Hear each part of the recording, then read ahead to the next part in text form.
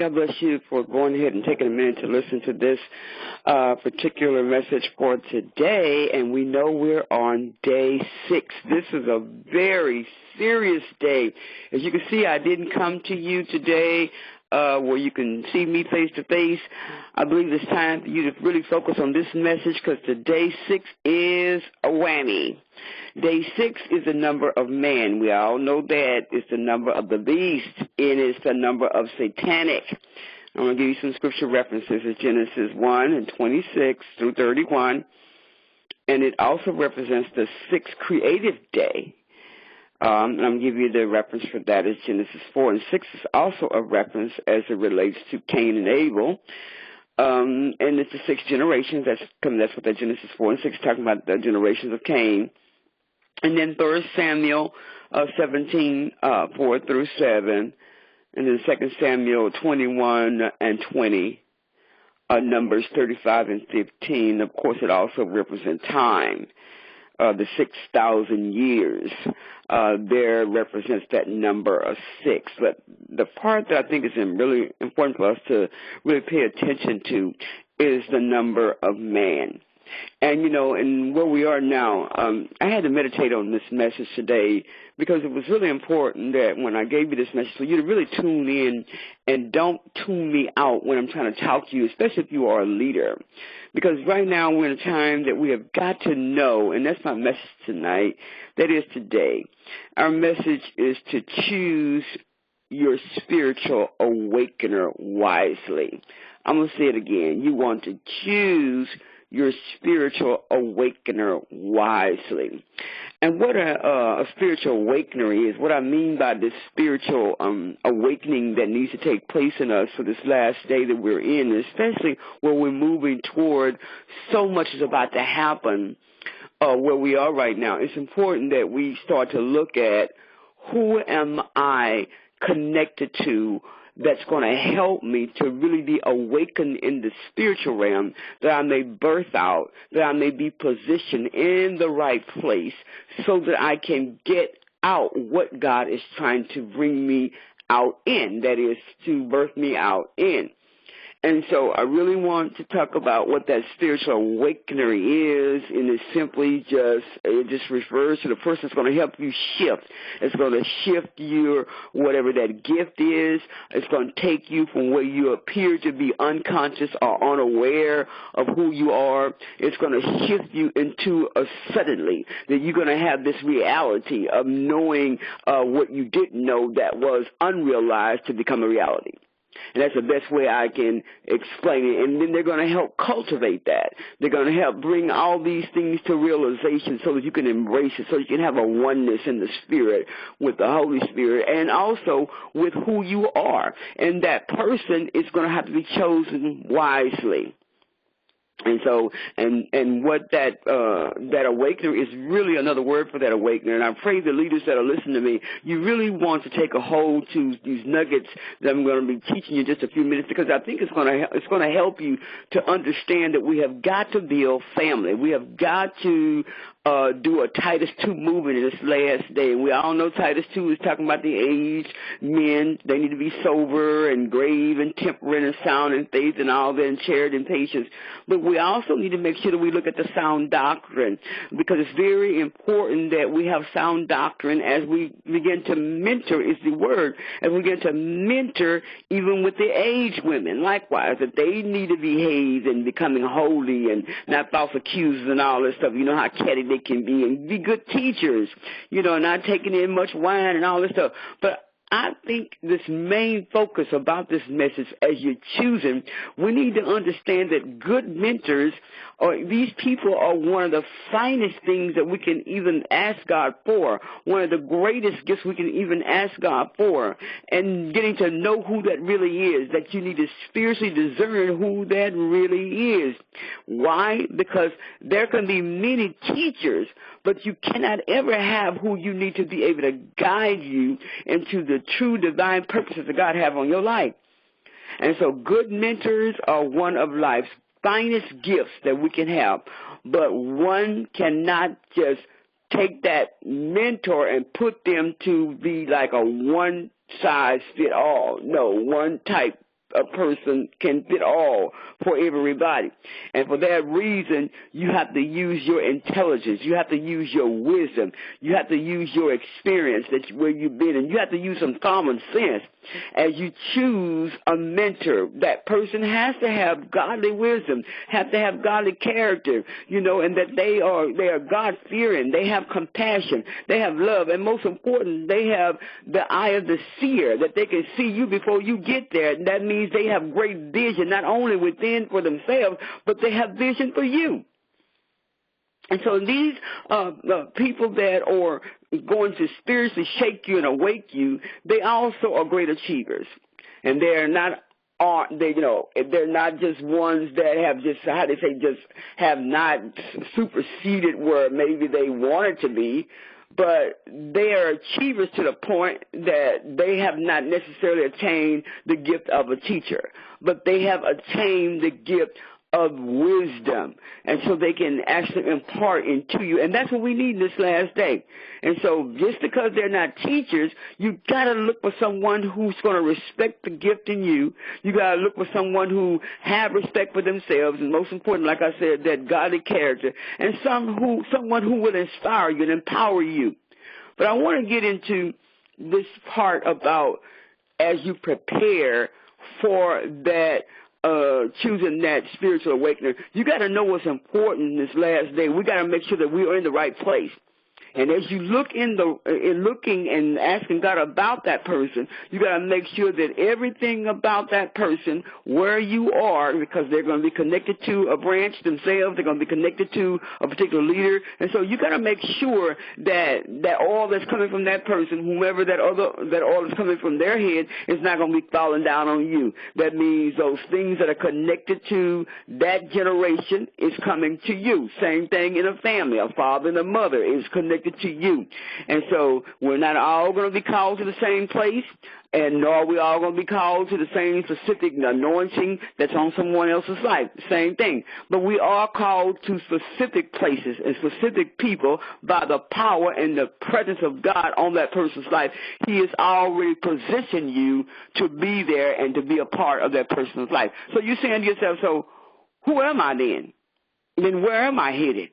And then what could this possibly be for me, Dr. Murphy, as far as mentoring is concerned? So what does this have to do with my life, my ministry? What could be holding me back if I don't have a mentor? Well, I want to get into that real quickly with you, and I want you to get your pen and pad ready because it's important for you to know that this mentoring program is not only a desperate need for you, but it's a desperate need for this last day for families. It's very important that we recognize the fact that we have got to empower families. We've got to have not only mentoring programs to develop those for youth, we've got to develop those programs for families, that they have enrichment, that they have empowerment, and that they have a healthy family, what they call family, rules and family healthy guidelines within a family, because there's no, we have churches today, when we go to church, we have no specific programs that are mentoring parents and families so that they can grow healthy. And so I want to give a couple of nuggets as it relates to that so you can set those up within your ministry, because it's so needed today. We got to know that in order for us to be able to get people planted to stay in their God-ordained places, we've got to enable them to connect to the heart and the vision of the leader. And in order for the leader to be able to do that, they've got to mentor them. They've got to have mentoring programs. And so you don't want to just continue to have all kind of workshops and conferences, and those are fine in their own time. But we're in a season right now, we have got to have teaching, mentoring programs that's going to develop the leader and enrich the family. And so you want to have empowerment, what I call symposiums, where they can sit down and ask you questions and have some qualified leaders there to answer those questions, and seasoned leaders, most important, that have wisdom. And then you want to make sure that, and while you're having the empowerment symposiums. You also want to have the educational workshops that can enrich the families, that can grow the families, so they can have that bonding that they need that's so absent, and, especially where there's absent fathers in homes today. That's why it's so important that we develop these mentoring programs. And I know because of number 6 today, it's important that we get an understanding of putting people in their divine place so they can know how to build family, how to build relationships, how to have the spirit of forgiveness so that families can grow and that they won't be split and marriage and divorces won't go on so rapid as they do in this last day. And so I don't want to stay on that, so I want to go ahead and set my timer now, so hopefully I can get off here real quick and get with you to talk to you about these. So you do want to get your pen and pad, because I'm praying that you would take this and not just take it just, she is talking about this here, I thought she was going to talk about something like she's been doing for these past 5 days. This day is very important, because what I want you to do is start to recognize that you've got a plan now to introduce a program that will, encourage mentoring. We're in a time right now, like I said before, that we have got to look at the times that we're in so that we can help the people understand why they're in these circumstances that they're in, understand why it's important they achieve the potentials and the visions and the goals that God has given them, and those gifts to nurture them. And so mentors, these are individuals. These are people that come alongside other people that you match up with others. That's why I say they're all unique, so that they can get what they need. And this is also, in your mentoring program, you also want to use parents, you want to use fathers, you want to use those people who can gauge those opportunities to be those mentors for boys, the same thing with girls, and you also want to have those peer-type mentors. Now, today, I'm going to give you a couple of, maybe like about 5 different types of mentoring groups that you want to consider putting in your ministry and even in your life, so that you can, as you begin to come across women or men or young boys that in your life, that you will be able to use your mentoring gifts wisely, and so that you can be able to choose wisely as you're beginning to develop a program. And so, because it's not going to be just something you're just going to, do like just, because that's why a lot of them are not working today, because people just do something on, just here and there. You got to have a structured program. I just did one this summer for some girls. I did a girls mentoring program, and to God be the glory. It was a great impact in the lives of these girls, and the reason why is because God gave me strategy to look at specifics that was needed to be able to make an impact. I didn't want to put a bunch of girls in a room for us just to do a bunch of things. I had to make sure that I was able to capture their heartbeat and to see what it was that each individual girl needed. So I had to do assessments. I had to do different things. So I want to make sure that you understand, as a leader, it is important, it is very critical that you start to work on a mentoring program. Now, when I say a program, that means you're going to sit down and try to find out how is it that you can pull together, by assessing, first of all, in whatever organization or ministry, because this is both for grassroots and for churches or ministries, so you can have an effective program. You want to offer enough flexibility to help meet each mentee, their personal needs, and you want to allow the mentoring or the mentor to have the relationship with the mentee so that it can flourish and so they can have a safe, structured environment.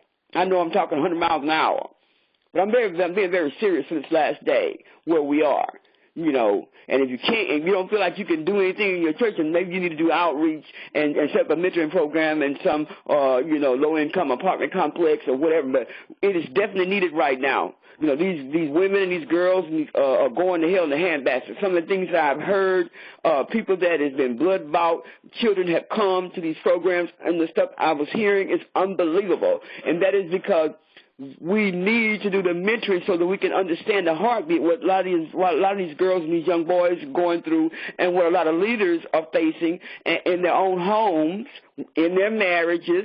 And so you got to have a safe place to be able to mentor the leaders in their own prospective times, and you got to have a safe place to mentor these young people in their own, look at my tongue tied, in their own prospective time, so that they can have this safe place to be able to release what has been keeping them all bottled up or angry or, self-mutilating or taking drugs undercover or whatever that is, or lost their identity and decide they want to be a lesbian and so on. We have a lot of girls that's turned to this because they have a lot of self-hate. And I learned all this just in I think I had a 8-week program for this past summer, 2015. And it was just so emotional for me, and I thank God that I had partners that came alongside of me to help me in the program. And so I just bless God. But I want to go ahead and share this with you, because this is what the Lord put in my heart to share with you on day 6, because it is the day of man, and which means that we have got to build strong families because we are truly in a war. Now, the first thing you want to look at is you got to make a successful relationship. See, over the years, many people have developed different types of programs within their churches or their ministries, but they didn't look at the significant issue that has caused a lot of mentoring programs and mentees to stop trusting the relationship. And that is because many times so many things happen within the organization or within the group that they don't feel safe anymore. Maybe something was said, or maybe the person who was serving are not mature enough to even be a leader or even be someone to even serve in the capacity of a mentoring program.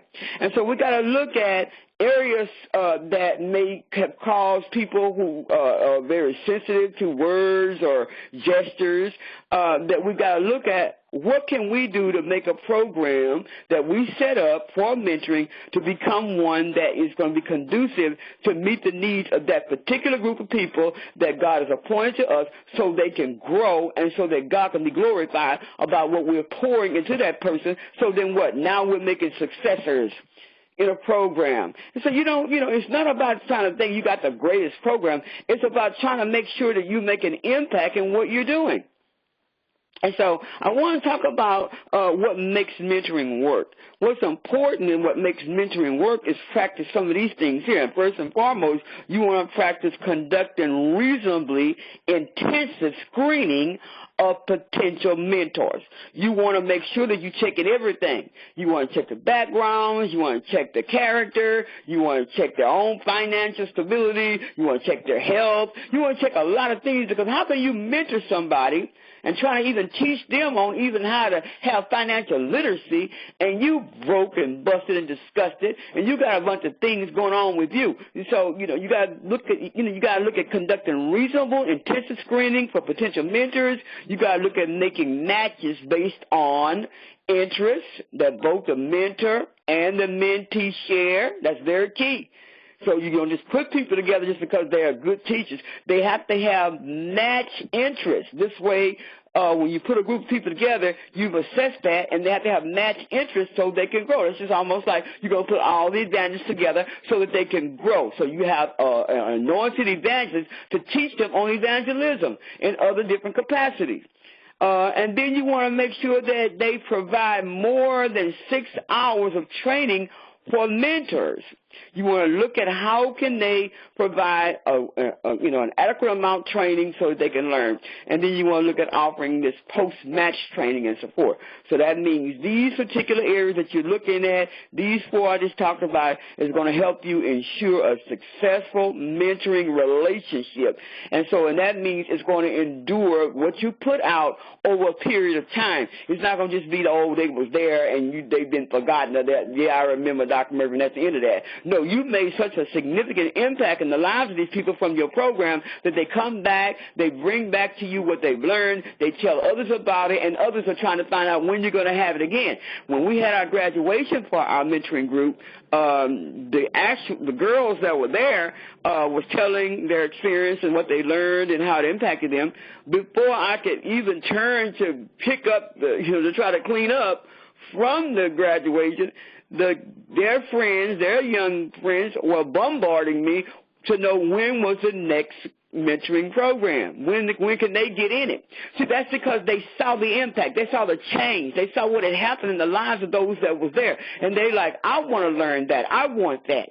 And so it was just to God be the glory, such an amazing thing what I saw before my eyes. And yes, it was like pulling teeth because I had to do these things. I had to make my screenings and my assessments. But I was just going through the motions, but I learned so much that I want to give you. And so there are other ways mentors can sustain effective mentoring relationships, and these are some things that I want to share. First of all, you want to maintain a steady presence in the mentor's life. That's number one. And that means you need to show up for scheduled meetings, or when that is not possible, you need to tell the mentee in advance. Don't show up. And you need to avoid any disappointments. Why? Because they're going through so much already. You need to make a phone call, or you need to email them, or you need to fax them if you can't see them face to face. You want to find a way that you can make sure that you connect so they can know that you do care and you want to impact their lives. And then you want to focus on the mentee's needs, not the mentor's own wants and needs. Hear me out. You want to focus on what they need. The mentor should look to improve the mentee's prospective needs while what? While you're respecting that person's life and their circumstances and whatever they're going through, whatever perspective is in, whatever perspective test or whatever you see that they're going through or they share with you. You want to make sure that you look at what that need is. And so what I did is I developed a needs assessment so that I can find out what your favorite color is and find out what your shoe size is and find out what do you feel like you're going to be able to get for school and how many outfits you usually get for school. And, I learned a lot. I learned that some of them say they're not getting anything because their mother don't work or the mother lost a job or they don't have this. And then, oh, no, I don't have shoes. I don't wear shoes because we only wear tennis shoes. My mom can't afford shoes. You find out what their colors and their favorite tests and trials are. And do you have dreams? You need to assess these things so you can know how to serve them. Same thing with the adults. And so the next thing is you want to focus on the mentee's needs, not the mentor's wants, as I said early on. I'm sorry, I'm going too fast here, and I'm going over the same thing. And then the next thing you want to pay attention to the mentee's need for fun. That's very important. You want to find out, and that's the other thing I had on my assessment. I want to know what you like, what kind of fun you like, what is your favorite games, what kind of games you like to play, what you don't like, what kind of food you don't like, that kind of, what do you like to do for fun? I found out, they told me all kind of games they like to play, Uno and all that. So I had all those kind of games ready for them during our free time for fun. Same thing for adults. You just ask these kinds of questions. Do you need to get to know the mentee's family? That's very important. Whether you're dealing with leadership or whether you're dealing with kids, you got to make a connection so you can find out how these roots and fruits are coming together. So you want to find out about getting them involved too. And so if they're married, you want to make sure that there's events and things that you're planning so that the spouse can get involved. So the mentor need to understand that they are not substitutes for the parents or substitute for that husband or that wife or that friend, but you are there not to try to usurp authority and be their pastor and all that, but you are there to make sure that you are involved in their lives and that you care about all the different aspects of their life that they're going through, because you're there to mentor them for growth. You're mentoring them so they can be, revived, so they can be spiritually, inclined about what God is trying to get them to see in the spirit as you begin to prepare them. This is very, very important. And then you want to also seek out and use the help and support of mentoring program staff. That's important because if you don't have the proper staff, you're not going to be able to get done what you need to get done. You got to, by contrast, you got to look at effective people that are wise, as I said earlier on. And then you do not want to meet regularly. You do want to meet regularly with the mentee. You do not meet regularly with the mentee, By contrast, less effective mentors do not meet regularly with the mentee. So you need to meet regularly, which means that you want to make sure that you set up a calendar or a schedule of times that you want to meet, and be sure you meet those, because they're going to be looking, because many of them have been so disappointed that they don't want to connect. And so you want to adopt an authoritative tone. That's very important. I had to get everybody to understand my tone when I'm serious, my tone when I'm, when I'm just kidding. They had to understand my temperament so they can get to know Dr. Murphy. Same thing. I made it very clear. You call me Dr. Murphy. You don't call me by my first name. You need to have this authoritative fine line. Many times leaders that are coming and getting connected with people that they are common with or that they know, they tend to cross the fine line of the boundary of leadership where they don't respect or honor. So you got to make sure you have that and adopt that authoritative tone and that fine line of the boundary of leadership, respect the leader, because of the fact that you are now under the tutorial or the tutor. I can't even say that. The tutorial or the tutoring of this leader. So you want to understand what the fine line of the authority is there. Then you want to put more emphasis on changing the mentee's behavior than on developing a warm relationship based on trust or respect. And so you want to make sure that you put emphasis on that. You want to make sure that when you're trying to help them, you want to look at the behavior and you want to look at how the relationship is with y'all, so that you know that if there is a good relationship, whatever the behavior is, you'll have an opportunity to let the person know. So the same thing with the leader. If you get a good relationship, it's nothing that you won't be able to tell them to be able to keep them in this humble state. Working on humility, working on honor and respect is very important as you begin to mentor someone. And so then you want to try to transform the mentee by imposing a set of values that are inconsistent with the mentee's life circumstances. You want to try. You have a less chance of getting an opportunity if you try to transform the mentee by imposing a set of values inconsistent. So that means you want to make sure that they are consistent with the mentee's life circumstances. So you want to look at what's going on with them, so that whatever it is in their life or their family or whatever's going on in their family, in that leader, you want to make sure that you don't try to transform them by imposing a set of values of inconsistency that don't match, that's not going to even be a help. In fact, it may be a hindrance. That's what I mean by that. These things are not going to be effective. Now, trying to wrap it up, I only got like 8 minutes left. So I can give you the 5 types of mentoring, and then you need to start working on your program development. This is a whole class that I teach on mentoring and set them up and establishing and implementing mentoring programs. So I'm only going to just give you these last 5 types of mentoring so you can be praying and seeking God about this 6-day mandate that you need to begin now. Spiritually awakening those who God has put in your path, spiritually awakening the leadership, and spiritually awakening your congregants to know that now we're fixing to build relationships and families. We're fixing to build mentorship programs so that we can match up fathers with fathers with single parents and get those young men to learn how to receive a man because they never had a man in their lives, to accept what a father is because they've never been fathered, and so on. And so these techniques are very important to grow families, because every church is a family. And so I know that you probably looking for me to say something else tonight, but I'm telling you right now, it's very important. I keep saying today, but it's very important that you hear the Spirit of the Lord is saying now that we must awaken the people. We must shake them and get them to know that if we're going to be a church about kingdom building, we must do as Titus 2 is saying. We have to give sound doctrine, and we also have to take that doctrine and exercise it through what? Through seasoned leaders, that we may give them the mentorship programs.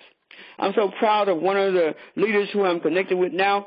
She's developing a wonderful mentoring program for people to get their education, get their GED program. And she's not just doing that inside the 4 walls. She's going, as I said, to the low-income apartment complexes, and she's working on this mentoring program. I'm praying that she hears this message as well, that she's going to go past even the working on that educational piece. She's going to start grabbing more opportunities to do these 5 other areas that I'm talking about. And you need to do all 5 of these, if not all 5, at least 4 of these in your mentoring initiatives, so that you can build families and you can build effective leaders, because as you begin to get them to be spiritually awakened, they can spiritually awaken those that God appoints them. Could be right in the midst of your own ministry or right in the midst of the church.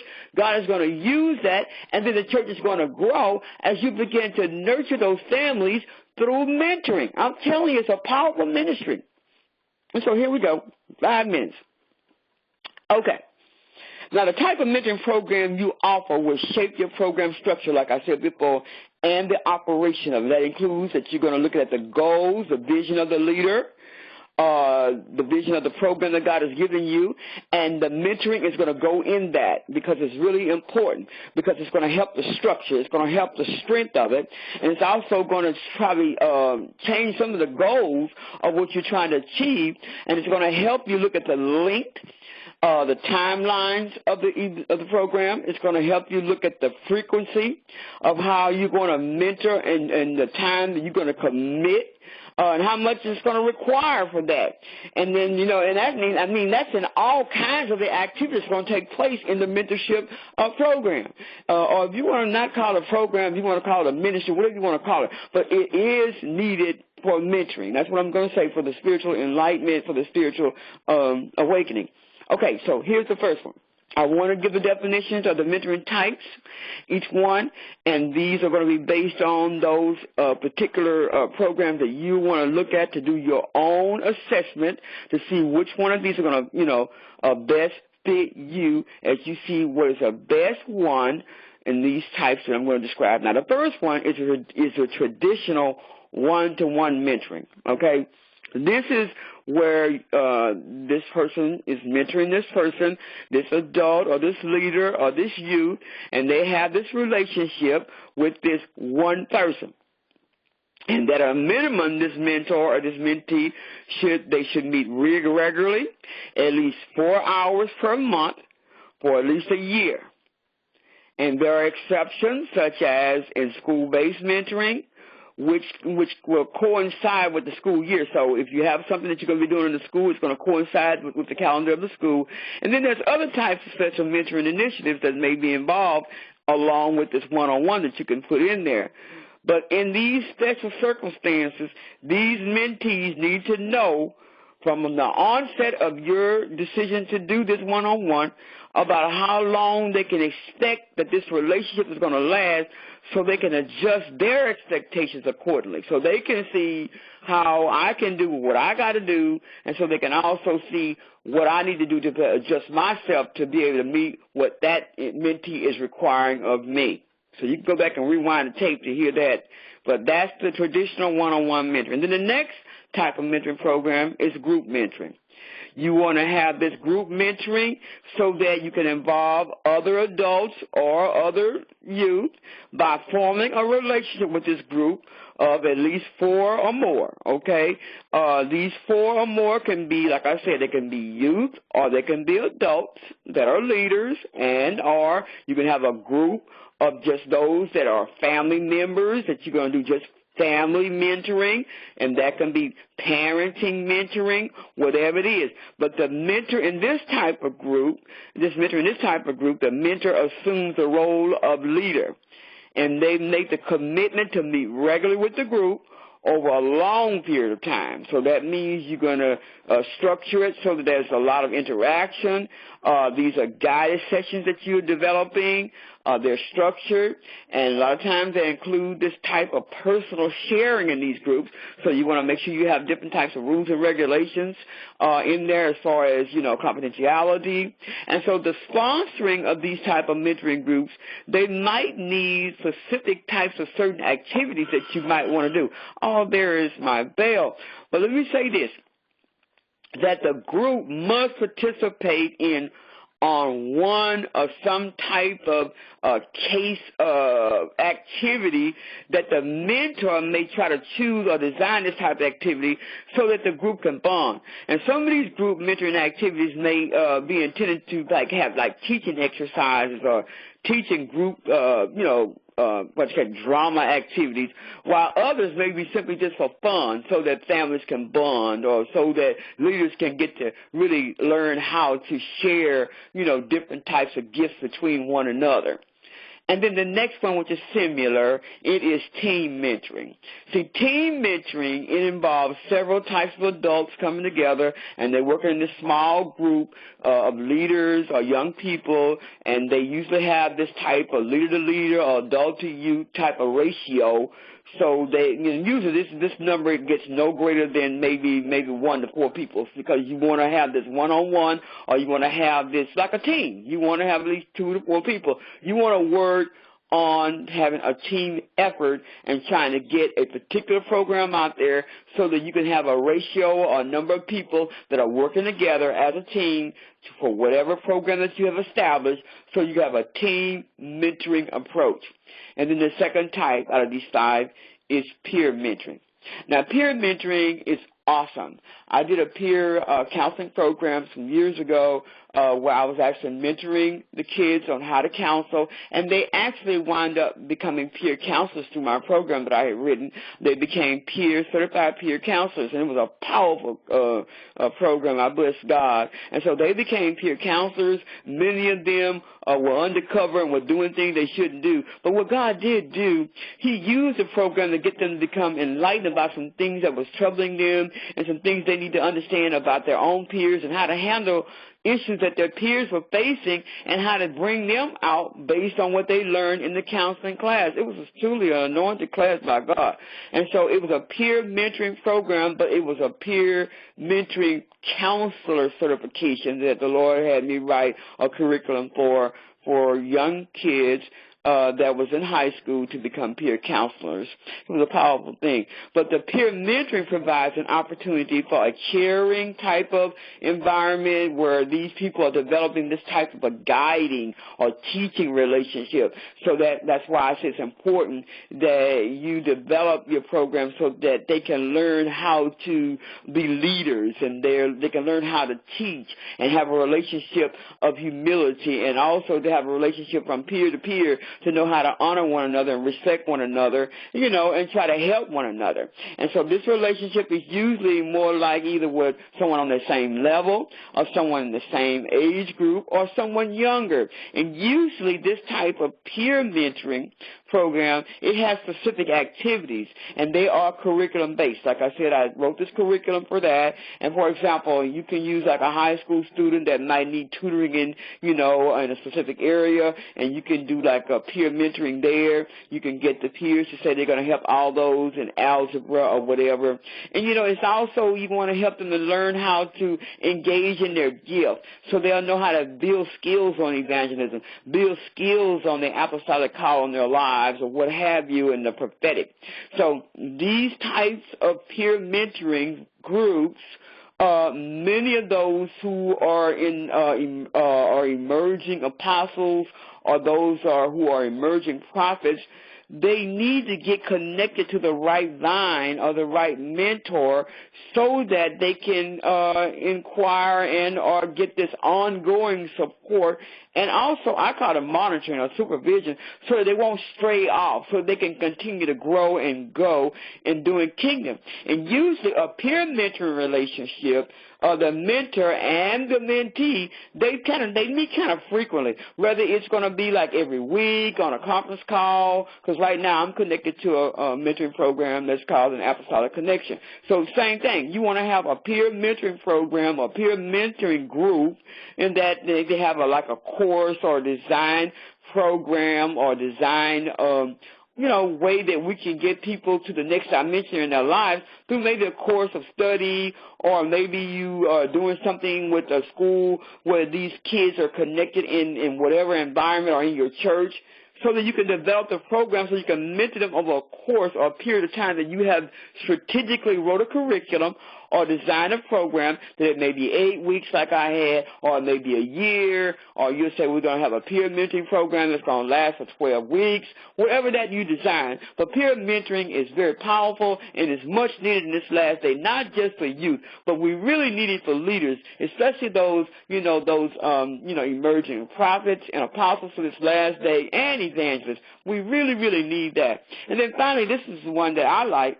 that I do a lot of now, I do what is called e-mentoring. And so that means I'm doing electronic, meaning I'm doing via the conference calls, or I'm doing via video web, where I'm talking to someone via like a counseling, advising you via the what I call webinar, where I'm talking to you doing a web conference call, counseling session with you.